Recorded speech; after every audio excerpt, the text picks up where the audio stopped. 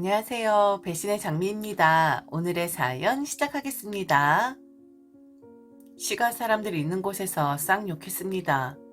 18이라고 했어요. 이 그지 같은 것들아, 사람 호구 취급하는 것도 정도껏 해야 하는데 니들이 그런 생각으로 사니까 이 모양 이 꼴인 거라고 욕 냅다 질렀습니다.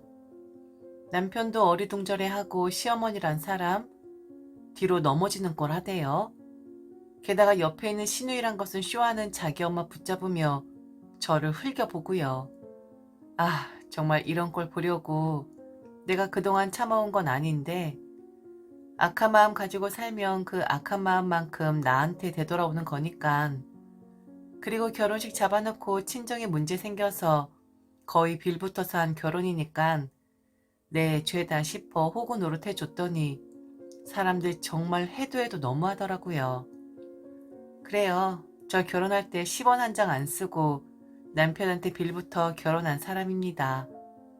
결혼 날짜 잡아놓고 아버지의 보증 문제로 저희 집안 쫄딱 망했었어요.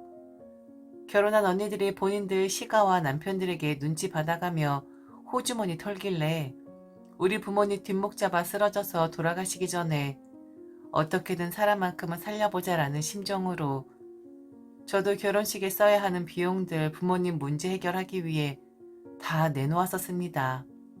이걸 저 혼자 생각을 했느냐? 남편이 먼저 제게 권했던 거였습니다. 결혼식 비용이 문제냐? 줄일 건 줄여서 하면 되는 것이고 우선은 친정 부모님 문제 해결할 수 있게끔 도움 드리는 게 맞다 해서 저도 내어드린 거였습니다. 남편에게 빌부터 결혼하는 거 미안해서 파혼하자 했고 파혼의 책임을 묻고자 한다면 제게 위자료 청구하라 했습니다. 어떻게 해서든 내가 돈을 마련해 줄 테니 나로 인해 너의 인생까지 꼬이지 말라 그리 말을 했어요. 놓아주겠다고요. 놓아주는데 양심 없이 그냥 놓아주는 게 아니라 돈 달라 하면 무슨 수를 써서라도 내가 잠을 못 자더라도 네가 원하는 액수 주겠다 했었어요. 그런데 그 결혼 강행한 건 남편 쪽이었고 그리고 제가 결혼 못하겠다 하니 저 붙잡고 타일렀던 거 바로 시어머니였었습니다. 좋은 사람들이라고 생각을 했고 내가 진정으로 결혼하기 전이지만 이 사람들한테는 식구나 다름없는 사람이구나 하고 고마워했었어요. 사실 망해가는 집과 그 누가 사돈 맺고 싶겠습니까? 더군다나 아버지의 보증의 액수가 어마어마했었거든요. 결혼하면 친정 문제로 골머리 썩을 것 당연했었고 많은 시가 사람들이 그리 생각을 하잖아요. 우리 아들에게 빌부터 살겠구나. 저같이 어려우면 우리 아들이 지원을 해줘야 할 텐데 얼른 발 빼야겠구나 싶잖아요. 그런데 시가 사람들은 안 그랬습니다.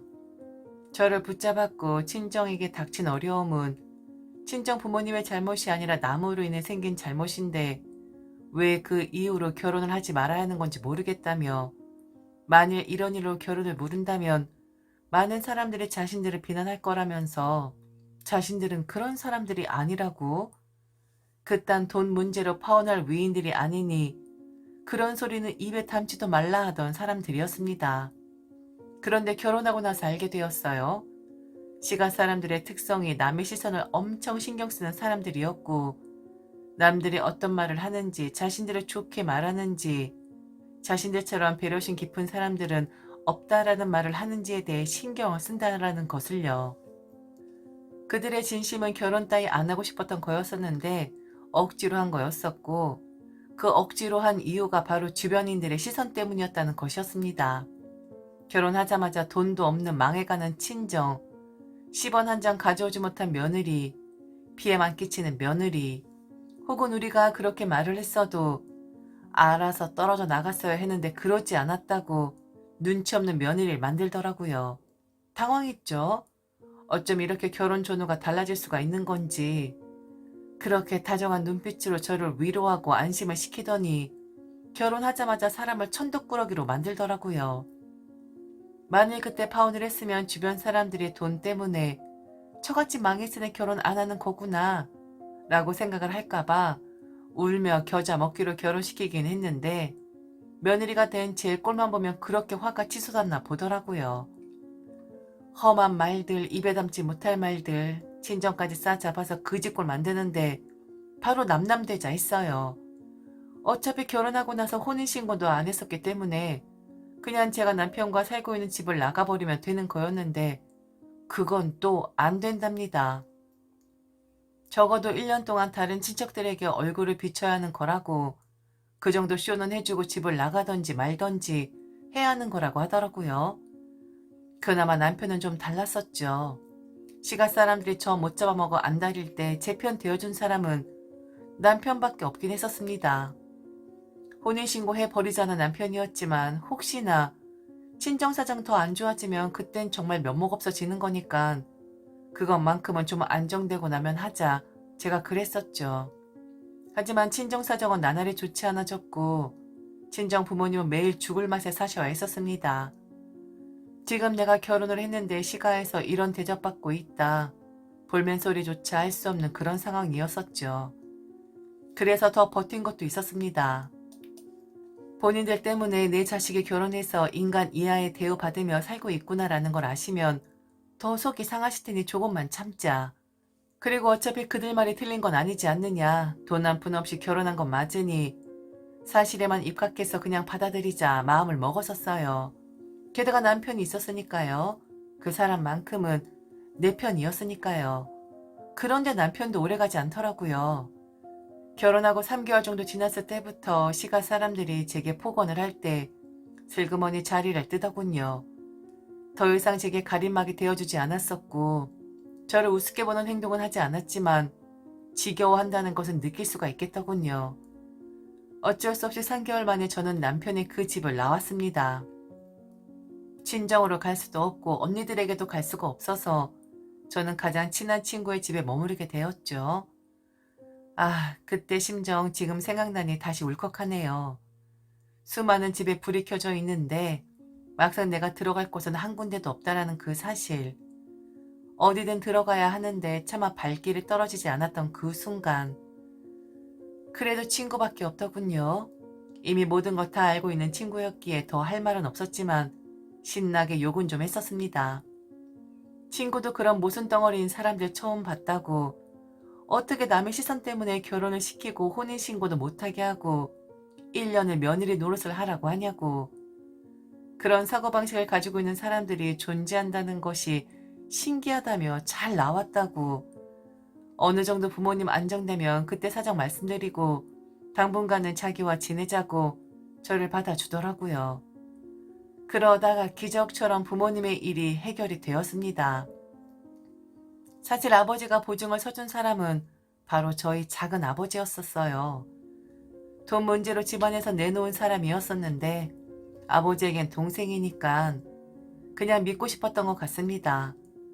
덜컥 보증을 서 주었는데 작은 아버지가 연락이 안 되니까 작은 아버지와 돈 문제를 얽힌 사람들이 아버지를 찾아온 거였었는데 결국엔 작은 아버지의 자식들이 그거 해결하겠다고 발벗고 나섰더라고요. 아들만 셋인 작은 아버지였었는데 왕래가 별로 없었던 사람들이라 그리 해결하려고 나설 줄은 몰랐었어요.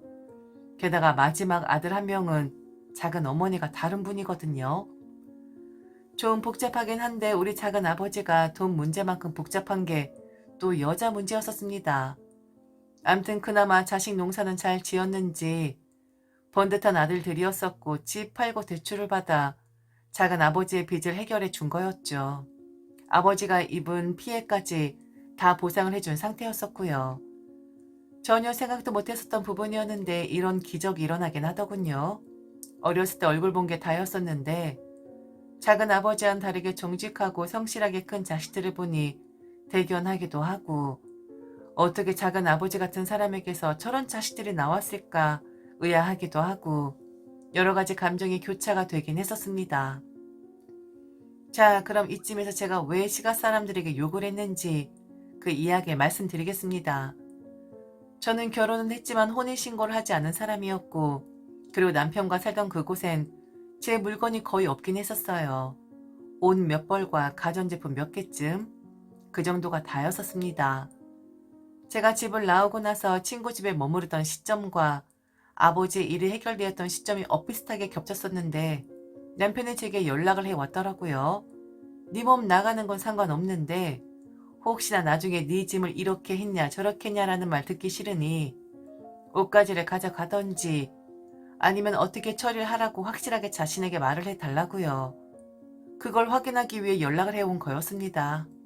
망해가던 우리 친정, 희망이 없었던 우리 친정, 걱정과 우환만 있을 것 같았던 우리 친정이 되살아났고 되살아났다라기보다는 원래대로 돌아왔단 말이 맞을 것 같네요. 그렇게 원상복귀가 되니까 제가 더 이상 남편에게 그리고 시가 사람들에게 기죽을 필요가 없더라고요. 왜냐면 이제 부모님께 제 상황을 말씀드려도 되는 것이고 친구 집에 더 이상 얹혀 살지 않아도 되는 그런 입장이 되어 버렸으니까요. 친정 부모님께 말씀드리면 속은 상하시겠지만 그래도 얼른 집으로 들어와라 하실 것이고 이젠 우리 집안 끄떡없으니 기죽을 필요 없다 말씀하실 테니 더 이상 눈치 볼 필요도 버틸 필요도 없겠더라고요. 그래서 짐 가지러 가겠다고 했습니다. 내 옷이고 나 또한 내 옷이 니네 집에 있는 것이 싫으니 직접 가지러 가겠다 했어요. 그리고 그 집에 들어간 날 남편 포함해서 시가 사람들을 다 만나게 되었던 거였고요. 제 옷가지들을 챙기려고 하는데 이미 다 검은 봉지에 싸놓긴 했더라고요. 그런데 그 옷을 다 갈기갈기 찢어놓은 거였습니다. 저보고 자기들 얼굴에 먹칠을 했답니다. 잘 사는 집안이라고 알고 있었는데 한 번의 보증으로 인해 그리 망가질 줄도 몰랐고 그거 미안하면 죽은 듯이 살아야 하는데 집까지 뛰쳐나갔다고 저보고 자기들 망신을 시킨 거라면서 더럽고 치사하고 그지 같아서 제 옷을 찢어버렸다고 하더군요. 참 이 사람들의 심리는 도대체 무엇이었을까요? 결혼을 안 하겠다는 사람을 굳이 결혼을 시킨 이유가 정말 무엇이며 결혼 전후 행동이 그리도 달라진 연유가 무엇인지 이렇게 사람 괴롭힐 거면 그냥 결혼을 시키지 않았으면 되는 거 아니었을까요? 결혼하고 얼마 안 있어 친척들과의 모임에서 시어머니란 사람이 한 말이 있는데 그게 답이 될까요? 한 친척분이 그러더군요. 결혼 안 할 줄 알았다고요. 요즘 세상에 문제 있는 사돈댁 싫어하는 법인데 며느리 되는 집안이 지금 폭삭 망했다고 하는데 어떻게 결혼을 진행할 생각을 했었냐고. 그런데 그 모습 보면서 역시 다르구나. 역시 이 집안 사람들은 보통의 사람들하고는 다르구나. 정도가 있는 사람들이고 약속을 지키는 사람들이고 세상의 편견에 맞서는 사람들이구나 싶었다대요. 그랬더니 그 말에 시어머니란 사람은 저를 너무 사랑한다고 우리 자식으로 받아들이겠다 이미 약조를 했는데 그깟일로 그 약조를 저버리면 그게 사람이겠냐고. 우리 며느리가 우리를 버리기 전에 우리는 절대로 며느리 버릴 생각이 없었다고. 그래서 결혼시킨 거라고 하며 간살을 떠며 웃는데 정리가 되실까요? 왜 결혼을 시켰었는지. 이 정도로 남의 시선이 중요한 사람들이었고 자신들의 체면이라면 평생 한 번 있을까 말까 한 결혼식도 그냥 내키지 않지만 치러버리는 그런 사람들이었던 것이었습니다. 봉지 안에 제대로 찢겨진 옷들을 보는데 웃음이 나더군요. 지금 내가 여기서 눈물을 보이면 정말 지는 거니까 저는 웃었어요. 그리고 미친 척하고 18이라고 욕을 했고 니들 꼴도 참 만만치 않다. 그렇게 남 신경 쓰다가 이 꼴 보라고 얼마나 코미디냐고. 그리고 이제 그만 호구 취급하라고 소리를 질러댔던 거였습니다. 뒤로 넘어지는 꼴 하는데 쇼 제대로 하고 있더라고요. 남편이란 놈 어리둥절해 있길래 그랬습니다. 내가 가전제품은 가지고 가지 않겠다고요. 아버지에게 돈 다 쏟아붓느라 정신없는 와중에도 그래도 이건 건졌다. 네가 그렇게 갖고 싶다던 가전은 미리 사두었기에 얼마나 다행이다 라고 생각을 했는지 모른다고. 내가 너한테 주는 선물이고 이런 족같은 집구석에 있었던 물건 가지고 갈 생각도 없으니 저거 쳐보면서 가끔 내 생각이나 하라고. 그리고 내가 남의 시선 따위 신경 쓰느라 한땐 사랑했던 여자에게 얼마나 몹쓸 짓을 한 건지 양심이 있으면 생각해보라 했네요. 그랬더니 남편이란 사람이 그러더군요. 왜 이렇게 큰 소리 치는 거냐고요. 지금 이 집서 나가면 친구 집 전전할 텐데 그 나이에 부끄럽지도 않냐고. 그냥 한번 무릎 꿇으면 다 용서할 것이고 혼인신고도 하라고 허락도 받았으니 그냥 저보고 눌러 앉으랍니다. 저를 받아주겠다면서 말이죠. 너 변태냐? 왜? 사람 괴롭히고 싶어서 그러는 거야? 이것들 완전 변태들의 집합수였었네. 그런데 어쩌지? 나 더 이상 니들한테 안길 건데. 우리 집 해결됐어. 너한테 찐따 붙을 일도 없고 그리고 엄마 아빠 걱정돼서 내 상황 말하지 못할 처지도 이젠 아니니까 그만 버틸 거라고 그지 같은 것들아. 남의 시선이나 신경 쓰면서 평생 그렇게 살아. 뒷구멍에서 모순 덩어리들처럼 괴롭히고 이 씨팔 것들아. 좀 상스럽죠. 그렇게 욕했습니다. 그리고 뒤도 안 돌아보고 나왔어요. 저는 지금 부모님께 드렸었던 저희 그 파란만장했었던 결혼식 비용을 돌려받고 난 뒤 홀로서기를 하고 있습니다. 그리고 그동안은 세상에서 가장 무서운 게 귀신이라고 생각을 했었는데 아니더라고요. 세상에서 가장 무서운 건 바로 인간이었습니다. 당해보고 나니 그렇더라고요. 그리고 여러 사람이 달려들어서 한 사람 바보 만드는 거 그거 엄청 쉽더라고요. 남편이라 부르고 싶지도 않지만 그 인간은 우리 집안 괜찮아졌다라는 거 알고 연락을 해오더라고요. 이렇게 염치가 없는 사람이었습니다. 그걸 알아차리지 못한 제가 바보였던 거죠. 차단하니 부모님한테까지 연락을 했다고 하는데 저만큼 상스럽지 못한 저희 부모님은 조용히 타일렀다고 하네요. 인연이 아닌 거라고. 그리고 지금 이런 너의 행동 추잡스러운 거라고. 그가 알아차릴지 모르겠지만 그런 추잡한 인간들하고 산 저 또한 추잡한 인간이겠죠. 야, 나는 이제부터 니들 같은 것들은 다 잊고 다시 시작해 볼 거다. 그렇다고 니들 잘못되라고 빌진 않을 거야. 왜냐면 니들은 그럴 만한 주제도 안 되거든. 지금까지 들어줘서 진심으로 감사합니다. 이상 배신의 장미였습니다.